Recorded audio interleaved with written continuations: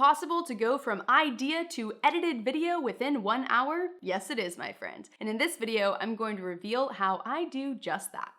I'm Amanda Horvath, and on this channel, I help eliminate the obstacles to getting you sitting where I'm sitting right now, in front of the camera, sharing your message with the world. So if you're ready to use video in your strategy this year, then be sure to check out the quick start guide to video that is linked here as well as in the cards below. And while you're at it, go ahead and subscribe. Now, I am a new mom. I have a 6-month-old who is oh so adorable, if I may say so myself. And because of that, I have had to get more and more strategic about how to film videos quickly and continue running this channel on a weekly basis. So whatever your reason might be for filming quick videos, this is the fastest system that I have personally found. Now, I want to give a very quick caveat to this. Just because you can film videos within an hour does not mean that every single video that you film for your YouTube channel should be that kind of video. People genuinely value videos that have had a lot of thought and effort put into them. And the YouTube algorithm also values those because they know that when people go and search for a solution that they are looking for their problem, they want an in-depth approach to that topic. So some topics aren't going to be able to be filmed within 1 hour. So that is the first tip that I have for you, is that you need to choose your topic wisely. The topics that I have personally used to film videos very quickly are those shower thought ideas that I might have.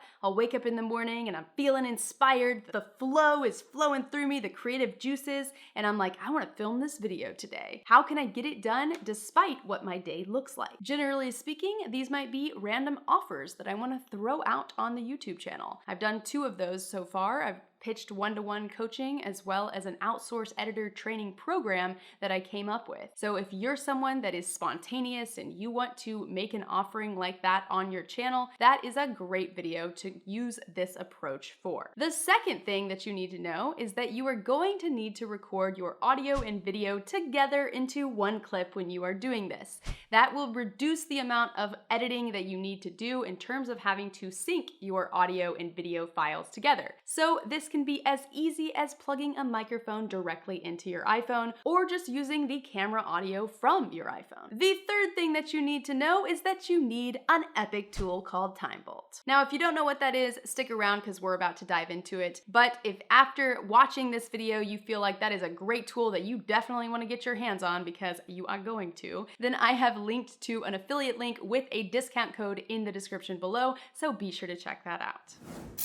So right here you can see that I have a 10-minute file, and that's because, once again, I was strategic about what kind of content I wanted to do as this quick video. If your video is going to be super long and complicated, then you probably shouldn't use this approach. This is better with quick turnaround kind of videos. So I'm going to take this 10-minute file and we are going to drag and drop it into TimeBolt. TimeBolt is going to do its analysis and it's going to remove all of the silent gaps within the recording that I do. So I highly recommend doing your recording in chunks. So you're going to try to nail the beginning portion of it. You move on to the next part of your script. If you mess that up, you do it again. And this, if I make this full screen, you'll see, has gone ahead and has removed any gaps. And we can always go ahead and update the threshold of where it's going to remove gaps from if it's not working well. But generally speaking, this looks pretty good. There are some parts that I can see does have a waveform where I am actually talking. So we can go ahead and change that by clicking on, you can either click this top part here or you can click O on your keyboard to make sure that that turns it on, so that when you export your file from TimeBolt, it's going to include that take. So the next step that you're going to do is you're going to go through and you're going to listen to your entire recording minus all of the gaps to make sure that there's no takes that repeat themselves, as well as any sections that are supposed to be turned on, make sure that they are actually turned on, like this one, for example. We'll turn that one back on. Then you scroll on down here to where it says XML, and you are going to select that, and it will export an XML file for you. You can go ahead and click on it to find where it is.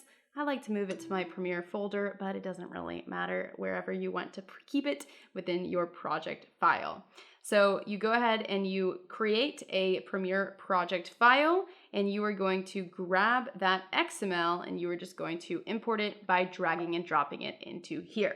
That is going to create a sequence for you with all of the edits that you just made. Now, this is the part of the video that is oh so cool, because even though you are editing a video quickly, doesn't mean that it can't be high production value. So what we are going to do very quickly is we are going to go ahead and add an adjustment layer to be able to add some color correction to all of our clips. So you can go ahead, add your typical color correction that you might do. I always do super basic color correction.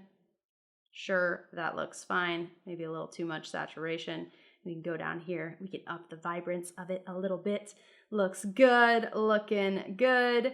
Then we can zoom in and you can watch your edit to see what it looks like and to see if there's anything else that you would like to remove from it. And you can also import your graphics to it.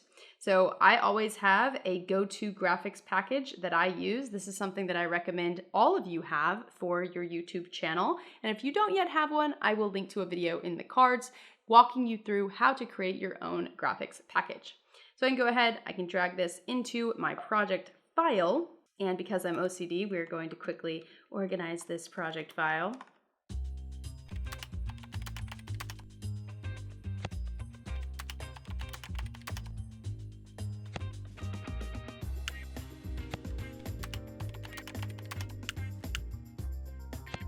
Now that we're nice and organized, I want to walk you through a few nuances that are going to help make this process easier when you are editing your time bolt timeline within Premiere Pro. So you can see first and foremost, there's these weird cuts that it's just naturally going to create, because if you remember in time bolt, there were like tiny sections that you could turn on and off, and that's just the way that the software works. So there's going to be a few keyboard shortcuts that will be extraordinarily helpful for you.